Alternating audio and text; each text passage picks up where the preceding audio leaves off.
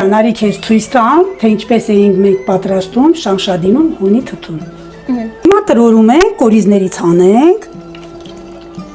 Էլինա ջան, այո, մեզ մոտ հոնի կամպոտ է, քանի որ այս սեզոնին չկա չորացված հոն։ Էսա։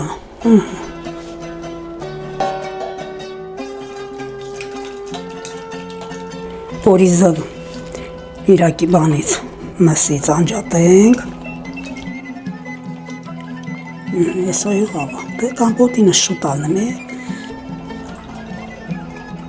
Ջրով ալուրից խուս ենք սարքում։ Նրանց ենք ասնում աղով։ Երկու ճաշի քթալ ավելացրու։ Ապրես, որ տրորենք, ցավ տանում մի հատ խառնենք ու դնում ենք կրակի եղը։ Մենք այն ժամանակ օգտագործել ենք մեծամասամբ հիվանդ ժամանակ, պատրաստում էինք, խմում էինք, մեր քրտնում ջերմությունը իջնում էր։ Շատ հիվանդությունների համար սա շատ օգտակար է։ Հիմա չենք պատրաստում, ուղղակի թորնիկից ձևն եմ ցույց տալիս։ Շատերը հոնի թթուն քամում են նոր, երազնում, բայց ես մայրիկիցս եմ տեսել, որ միշտ ինքը այս վիճակով է ինձ մատուցել, մենք սենց ենք կերել, դրա համար չեմ քամել, այս ձևով էլ անում ենք։ 5-10 րոպե եռում է, վերցնում ենք։